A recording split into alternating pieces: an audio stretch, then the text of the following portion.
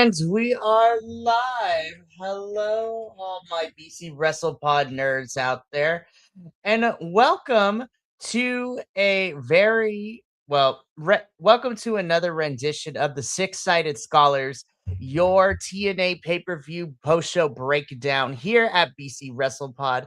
Of course, my name is Mikey. I am the leader, El Jefe of BC WrestlePod. I run the ones and twos, and I corral a whole group of individuals to talk about professional wrestling. And as you can see, it's just me tonight, but we're still going to go in strong with all of this as I will be breaking down TNA's No Surrender. Now, you might be wondering to yourself, Mikey, this pay per view was last week. Why are you reviewing it and breaking it down now? Well, usually, and what we decided to do going into 2026 is TNA likes to do a lot of their TNA Plus special pay-per-views, the B shows, if you will, on Fridays. So, and that's normally when we break it down the regular TNA episode each week. And so that is why we always end up doing these Friday specific pay-per-views the following week. So not only does it give everybody time to watch it, but everybody time to get their notes in order and to digest their feelings, because there was a lot of things that went down at TNA No Surrender that I have lots of questions about going into Sacrifice, which is the next pay per view all the way at the end of March. So, before we get into No Surrender, kind of to get the opening bits out of the way, if you're new here to BC WrestlePod or you've been rocking with us for a while, you can find us on YouTube, Twitch, and Kick, where for all of our live streams. And YouTube is where you can also find the edited versions of these shows as they go on, and they go up the following day every time, at the same time, 4 p.m. Pacific Standard Time. But we also have our social medias if you're looking for something that is a little bit more manageable. And you can find us at BC WrestlePod, where we have our prediction forms, our report cards for the weekly shows, previews of what's going down on a lot of these US based shows that we see on TV every week, as well as a whole bunch of other stuff. So come on over and say hi. You can follow us on all the social medias listed on the screen right now. And we also have some merchandise at our shop, BC WrestlePod at shop.fourthwall.com. And we have merch for all of our weekly shows that we do every week. And the international brands will be coming to you very soon this weekend, which is very exciting stuff. Last but certainly not least, we pay for a lot of these pay per view streaming services to watch all this wrestling we cover, and we still shell out money for pay per views of certain companies. So if you feel inclined to help keep these things going for us, please think about donating to the coffee bot that will be popping up in chat throughout this review, but no pressure because you all are important to us, and we know times are really tough on everyone. So only if you're financially able to and want to, please consider donating. But if not, just hang out with us and we're going to have a good time. Alrighty, with that out of the way, let's get into No Surrender. My thoughts on this whole pay-per-view, and I'm going to start out with this statement and then I'm going to kind of bring it back around again at the very end. I do believe that No Surrender was a mixed bag. There were some really good moments, but there was also some moments where, once again, as a TNA fan, I just throw my head against the wall with some of the decision making that TNA is doing. But I do not work for Anthem. I do not work for TNA. I'm still going to watch it week to week because I love the talent that's there. But No Surrender definitely set up some weird directions that we're heading into, honestly. So, well, let us get into it, shall we? So I'm going to start off with the countdown show where we had two matches. The first one being that Sinner and Saint were in action. So really excited to see Sinner and Saint back in TNA. The last time we saw them is when they kind of made Eric Young lose his match and got a one over on him. And so the boys are back. So Travis Williams and Judas Icarus are here. fantastic stuff. And they took on the team of Brad Attitude and TW3. This essentially was the wash match. This was more so to show that Sarah and Saint are back on TNA. And I thought this was a pretty solid return match for the two of them. Nothing to write home about, but I'm really happy to see Sinner and Saint not only win in this match, but also to be back in TNA and kind of mixing it up with everyone. Because let me tell you, this men's tag team division definitely needs the help. So again, nothing to write home about, but I really enjoyed this one. Now, this next countdown show match is where I kind of started to figure that this night was going to go off the rails in a lot of places. So originally scheduled, we were supposed to see Ryan Nemeth in action. And that's actually what we were originally going to get because Ryan Nemeth was scheduled to face returning Alan Angels, which I love Alan Angels. I'm sad that he left TNA, but it's nice to see him back doing, you know, a pre-show countdown show match. But we don't even get the match because Frankie Kazarian comes out and we have like an impromptu king speech. So Ryan Nemeth's like, hey, I still get paid even if I don't get to wrestle. So he doesn't mind leaving. But Alan Angels does not like that Frankie Kazarian is taking a match away for him. Whew, excuse me. It's been a long day. Which then leads into an impromptu match between Frankie Kazarian and Alan Angels. Frankie Kazarian ends up winning with the chicken wing. Um, I don't know what we're doing with Frankie. I mean, he lost he lost the rematch against Mike Santana at Genesis, and I'm still trying to figure out what we're doing with Frankie. I don't know where the storyline goes for him.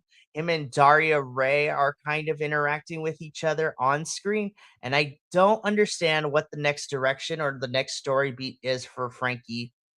So, also, it's really weird to see that Ryan Nemeth is still in good spirits, given the fact that Mara Sade ultimately won their feud in that Albuquerque street fight. But again, consistency in TNA is hit or miss. But I was a little bummed that we didn't get to see a proper match between Alan Angels and not Nick Nemeth, Ryan Nemeth. And yeah, I'm really worried about where we're going with Frankie because I don't know where we're going with him, what story direction is going to happen. But again, time will tell, and we will continue to report the developments here every Friday for our TNA break post show. All right, now that we got the countdown out of the way, let's get into the main card where we kick things off with a knockouts battle royale. The winner will ultimately get a future TNA Knockouts World title match at some point. I had so many questions because technically Danny Luna, who was supposed to face Laying Lee at Genesis, couldn't get her match because, of visa issues and Danny being stuck into the UK along with, Leon Slater, and also the Canadian talent was also not faring too well as well. So I was thinking that, oh, Danny Luna's gonna come in, she's gonna win. Danny Luna did not appear in this this knockouts battle royale, and so I'm trying to figure out. So is Danny not gonna get her match at all? And that's concerning to me, and that doesn't bode well for everything.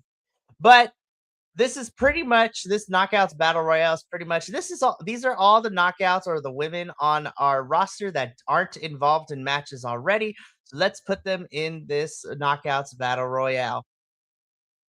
And so we ended up getting a lot of people. So to kind of give you the rundown of everybody who was in this match in particular. So we had Elena Black, Tessa Blanchard, Mila Moore, Victoria Crawford, Mara Sade, Rosemary, Jada Stone, Tasha Steeles, Harley Hudson, and then ultimately the person who would win this match in a returning Jody Threat. Now listen, I love Jody Threat with all my heart, and I am really happy that she ended up winning this match by eliminating Tessa Blanchard. It was really poetic. It was really, really fun.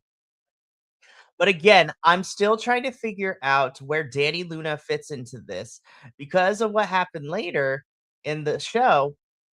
I'm wondering if Danny's gonna get her match. When is Jody gonna get hers? Is Jody gonna face for the title at Sacrifice? Is it gonna be at one of the TV tapings? What is gonna happen? But I am happy to see um I'm really happy to see Jody Threat back. They fixed the visa issues, and I'm really happy that she won because I think Jody is great. But I'm gonna be completely honest, and this is just the cynical person in me, the cynical wrestling fan. Jody right now is just a vehicle into this feud. But spoiler alert, granted, who walked out as the knockouts, world champion after that match. I honestly don't know what the plans are or what the story is going forward. But congratulations to Jody Threat. She ended up walking out the winner of this Knockouts Battle Royale. And honestly, this was a pretty decent start for the main card of No Surrender. After this match, though, we get into our first championship bout of the night. This is for the TNA International Championship. This is the current champ going into this match, NXT star Stax, taking on TNA's Trey Miguel. Trey Miguel received this opportunity by winning a briefcase and Feaster fired a couple weeks ago. And inside his briefcase, it had a international championship match. Now, I had said this with Radio Free Will last Friday when we did our predictions for No Surrender. Given the fact that both Stax and Ariana Grace, both from NXT, were in championship matches on this card, I knew that some shenanigans were about to go down because I had said and I had predicted that it's going to depend. If Stax wins, then Ariana's losing. If Stax loses, then Ariana unfortunately is going to win her match. And that was and I hated either option because I'll get into it a little bit more when we talk about the Knockouts title, but I don't understand what having NXT stars hold these TNA championships does for TNA. It's kind of ridiculous, but that's neither here nor there.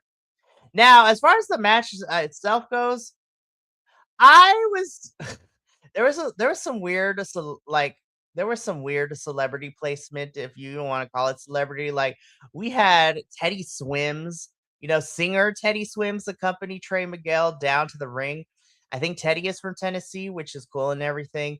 I do like Teddy. I do think that his music is not for everyone. I do appreciate some of his songs, but he's not really an artist that I listen to on a lot. But I don't think he's inherently bad.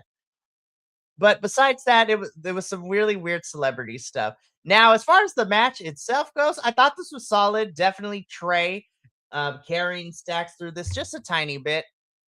And I thought this is a really decent match. Now, was this a pay-per-view worthy match in my opinion? Not necessarily. I think that this was felt more like a TNA Thursday match, but I still thought it was a pretty fun match nonetheless. And by the end of this, Trey Miguel is able to pull it off, and he is your new TNA International Champion. So on the one hand, I was really happy for Trey. I know it's been a really weird and rough month for him, but having him being international champion is great. I look forward to seeing where his championship reign goes. But on the flip side, I had a very, very large knot in my stomach because of the fact that Trey won and he took the title off of Stacks. I was even more scared that Ariana was about to win and take the TNA Knockouts Championship back to NXT again. And we're going to get into that when we get there because we got some other matches to talk about. So, once again, really happy for Trey Miguel. I'm excited that he is the new TNA International Champion, and he was able to successfully defend it against Stax this past Thursday in a rematch. And so, I'm really happy for Trey, and I'm excited to see where he goes with this title reign. So we get a little bit of a promo. AJ Francis comes out and talks, crap into the Nashville crowd and calls out Jelly Roll for some reason. Jelly Roll is also there, and AJ wants to fight Jelly Roll. And I was just like, "Okay, it is what it is." I didn't really care for this much, but it was a thing that happened. Moving on. In an unscheduled match that wasn't officially made until like the countdown and going into the main card, we have Mance Warner taking on, Action and Mike Jackson. I know Action Mike very long has popped up in GCW a couple of times. And I was like, okay, where are we going with this? Mance wins. I mean, this was not a barn burner per se. What I do appreciate though is that it seems that we are kind of slowly turning Mance Warner babyface because Mance and Steph show, respect to Mike Jackson at the end of the match. They shake hands, they hold up each other's arms in celebration. So the match itself was nothing really to write home about. But what I do like is that, okay, we are doing stuff with Mance. We are heading him and Steph into a more like tweener or face position. So I'm excited to see this for Mance. I think it's really, really cool. And I'm just really happy to see Steph DeLander and Mance Warner on my screen and them actually getting used in some capacity because it's they've been missing for a while, but I'm really happy to see them. Alrighty. So after this match though, so I can't even say if this match is good. I will put it this way. I think this match was serviceable. It was really decent. My issue is because these are really the only two knockout tag teams we have, and not even the original Angel Warriors, because Indy is not the normal tag team partner for Zaya Brookside, because Zaya normally teams up with Laying Lee, and they are the Angel Warriors, but because Laying Lee has her match later on in the night, Indy Hartwell has beef with the Elegance brand, and so match was made for the TNA Knockouts World Tag Team Championships. I will say this: Heather Elegance and Maggie Lee, I think, are really great wrestlers. They are so freaking fantastic, and I like Zaya and Indy, but I already knew the Elegance brand was not losing these titles anytime soon, and lo and behold, they are still the Knockouts Tag Team Champions. And so we're really hurting in the Knockouts Tag Team division because we really don't have a Knockouts Tag Team division. Like we are running low on women tag teams in TNA. So I don't know what we're gonna do to fix all that because otherwise we're gonna continue to watch the Elegance brand and the Angel Warriors fight over these titles. So again, match is fine. It was serviceable. The Elegance brand are still your champions. You know what? I was very surprised. I thought this was a pretty good match, and actually, this was probably one of my top 3 matches of the night, not gonna lie. So we get BDE versus Eric Young. This match has been set up because Eric Young wants BDE to join him in the cleanse. Still hate that name, but it is what it is. BDE says no, and he's not going to have anyone talk or answer for him. So Eric Young needs to, show this young whippersnapper, so to speak, that he needs to come to the light.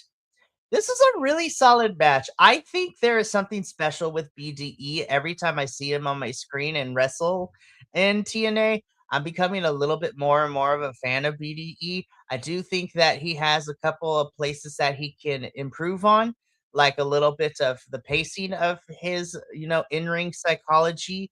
But at the same time, I'm really, really happy to see BDE, and I'm actually becoming a fan of his.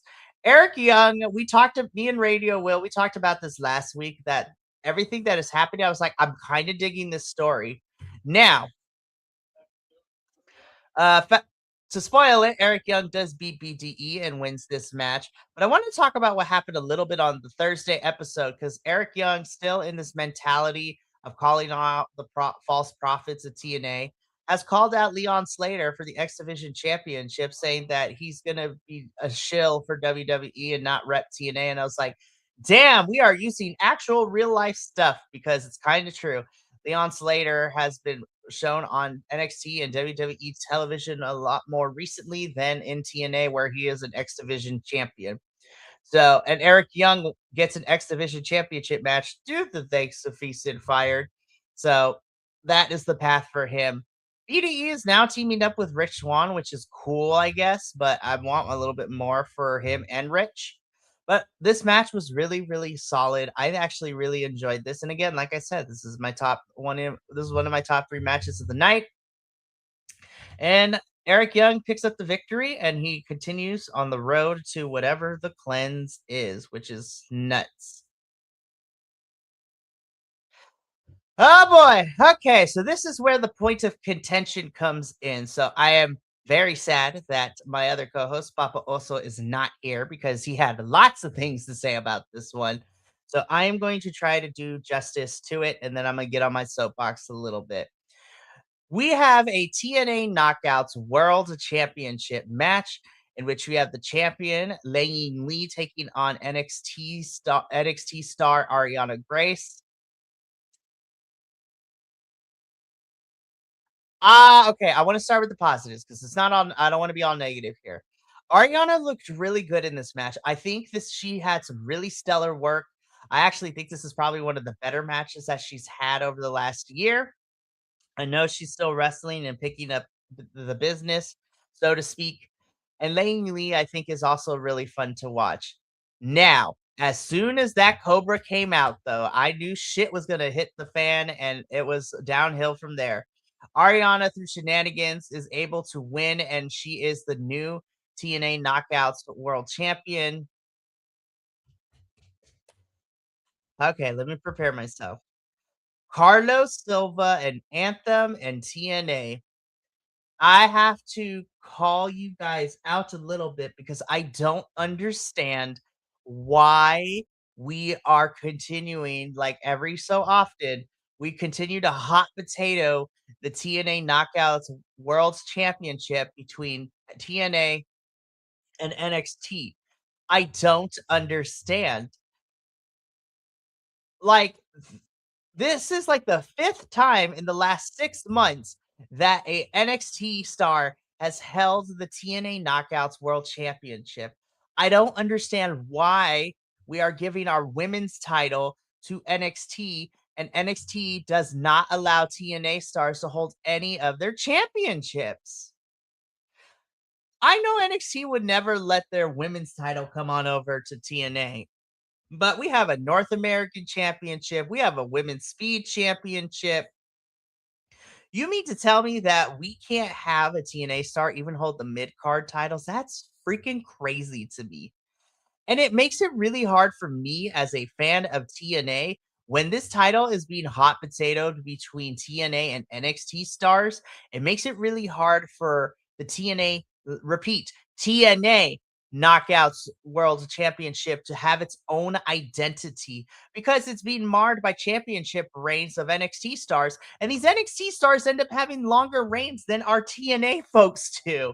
And it really irritates me because to me, TNA doesn't take their women's division seriously. They don't treat them seriously because this title's being hot potatoed. And NXT seems to be getting more out of this than TNA does. It's so frustrating. Now, what's probably going to end up happening is that Lang Lee is going to go back to the tag team division. So her and Zaire Brookside and the Angel Warriors are going to be fighting for the tag titles, which is cool and everything. But with Jody Threat winning a chance at the title and Danny Luna, who came out in the middle of this match because she wants her match in the wings, I'm really hoping that Ariana does not hold this title long. I want her to lose it at Sacrifice or at Rebellion. If she goes past April as champion, I'm gonna be kind of upset, and TNA won't hear the end of it. The match itself was really good. I just hate that Ariana is our champion, not because I don't think she's bad, but we keep doing this to the women's title in TNA and I don't understand why. And it frustrates me as a TNA fan because I want to see the TNA talent hold this championship. I don't want to see an NXT star hold it because it never gets defended over on NXT. We don't They just hold it just for the records and stuff like that, and it just irritates me, and it frustrates me, and I'm angry about it.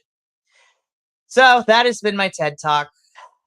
I this The match itself was not bad. I just hate the decision making, and I'm trying to understand where President Carlos Silva and Anthem is coming from when we keep doing this, but I don't work for the company, I don't get paid by them.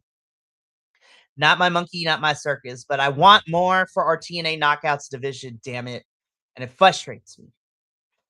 All right, let's keep going though. So after this match, we get our 8-man tag team match. And honestly, this match and the following match was definitely the strongest two matches of the night.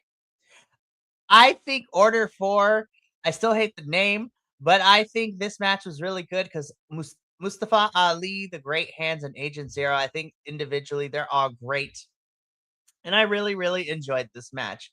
So the Hardys and the Righteous take on Order 4. This was a really fun back and forth between these two teams, the 8-man tag. And you know what? Order 4 really needed to win this match because, especially since we're going to continue the Hardys and the Righteous feuding at some point. And I was happy to see Order 4 pick up the win. I thought everyone did a good job. Agent Zero continues to be fun to watch. I think he's a really good wrestler. I'm like, how is this man up pushing 50? It is nuts out here. But it was really fun. Again, the Hardys and the Righteous are in this weird will they, won't they kind of situation. But I had a good time with this nonetheless. I don't really have much to say. I thought this was a really solid match. I don't have a lot of notes on it because I was watching it most of the time and I was very enthralled. So Order 4 picks up the victory here, and we move on into our main event, which is a tag team match, which I had lots of questions about because we got no story plot lines for this. But it is our TNA World Champion Mike Santana and our TNA X Division Champion Leon Slater taking on Nick Nemeth, who still has the Call Your Shot trophy, and Eddie Edwards, who has the Feast or Fired briefcase for a world title match. So we Daria Ray kept playing up that, we have option C. Will Leon cash it in? Blah blah blah.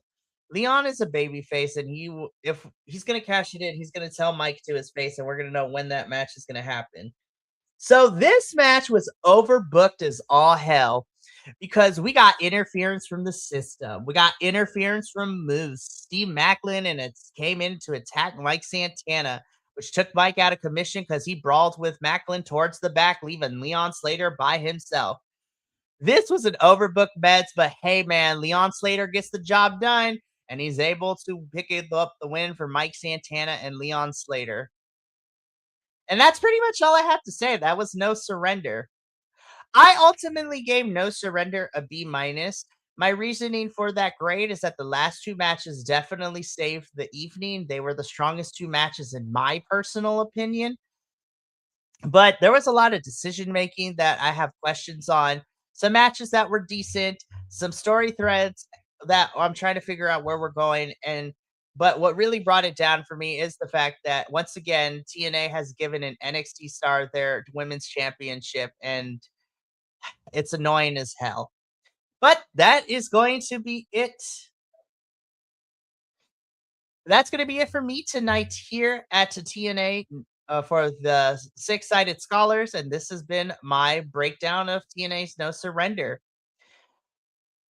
I'm really happy. I mean, again, as much as I get frustrated with TNA sometimes, I'm gonna be here with my crew every Friday at 7:30 p.m. Pacific to continue to talk about this. And the next pay-per-view that we're going to be covering is at the end of March, which is going to be TNA Sacrifice, which is coming to us live from Louisiana, which is then going to lead us into Cleveland, Ohio's for Rebellion, the next big four. So we're going to be here and we're going to continue to talk about it. But that is going to be it for us here at BC Wrestle Pod tonight. And that wraps up our week of, post show breakdowns. We got a really fun, jam packed schedule next week. So, of course, we are kicking things off at Tuesday with our AEW post show as we are continuing to build towards Revolution coming up here in a couple of weeks in Los Angeles, which I will be in attendance. So, if you're there, come say hi. Then on Wednesday, we get the double jam-packed episodes of, the NXT, and later in the evening, CMLL. Thursday, the Progress Wrestling crew will be back to review For the Love of Progress 4, in which we have new number one contenders for the tag team champions, and we know which woman is now advancing to the next round of the Super Strong Style 16 tournament, which is super exciting stuff. Then on Friday, we have the TNA post-show breakdown where we will be reviewing the February 26th edition of TNA. And then we wrap up the week as I am super excited to announce this. But the next Saturday, February 28th at 4 p.m. Pacific, BC WrestlePod will be doing a live watch along for WWE's Elimination Chamber. But on top of that, is going to be a crossover with our friends Sean and Matt at If We Had the Pencil podcast, as well as our good friend Nick from the Nick Happy Hour Wrestling podcast. So come on Saturday to join us. It's going to be a really fun time. But this has been Mikey El Jefe of BC WrestlePod. And from all of us here at BC WrestlePod to you at home, remember, take care of yourself, love one another, stay iconic, and more importantly than anything, you always deserve to finish your story. We'll catch you next week on Tuesday, starting with our AEW post show. But until then, sayonara, adios, and until next time, peace.